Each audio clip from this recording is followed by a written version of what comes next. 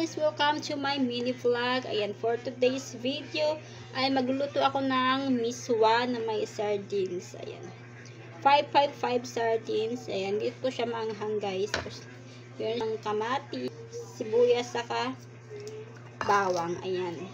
Ngayon is pati mo nang hiwain yung sibuyas. Ito kasi yung nagpapabango guys. Diba? Ito yung nagpapabango sa ating mga niluluto. Saka bawang lang, sapat na guys. Ayan. Tapos itong 2 piraso na bawang. Ayan. 2 piraso na yung gamitin. Ay! Ayan. Ito yung aming ulam ngayong gabi. Simpleng ulam lang. Pero parami ang kain. Tapos ngayon is lalagyan naman natin siya ng kamatis.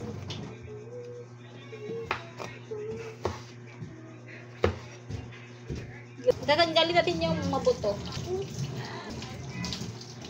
Tapos isa-slice din natin. Kahit anong slice lang, okay na yan. O, diba? Nagutom na yung pusa ko guys. Ayan na siya.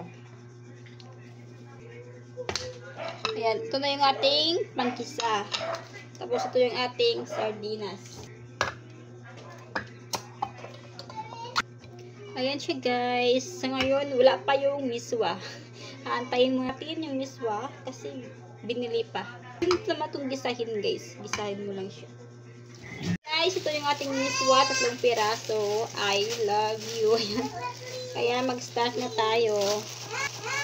Kunin natin yung kawali. Ito yung ating kawali guys. Kunin natin yung ating gasol. Ayan. Ngayon, maglalagay tayo ng mantika.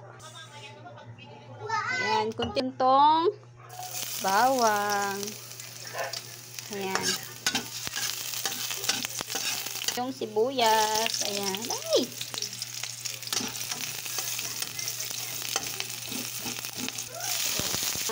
Ayan guys, ilalagay natin siya.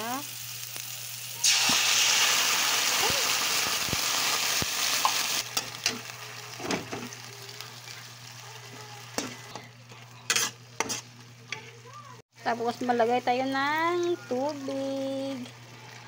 Ayan. Dagdagan pa natin guys yung tubig kasi nga mabilis magsip-sip ng yung miswa. Ayan, 2 baso. Na ganito lang, maliit lang siya, 2 baso. Ayan, nagdagdag ako ng asin. Ayan pala guys, nilagay ko na yung miswa. Ayan, hindi ko na videohan, nakalimutan kong video. Ayan. Antayin lang natin siyang kumulo. Tapos, charan, pwede na siyang kainin. Ayan, kulo-kulo na siya guys. Ayan na siya guys. Ayan, pwede na to siya, luto na to siya. At ngayon, ililipat na natin siya sa lagayan para tayo ay kakain na. Ito na siya guys. Sinidituit na tayo kasi ito na yung ating miswa. Ayan, let's eat everyone.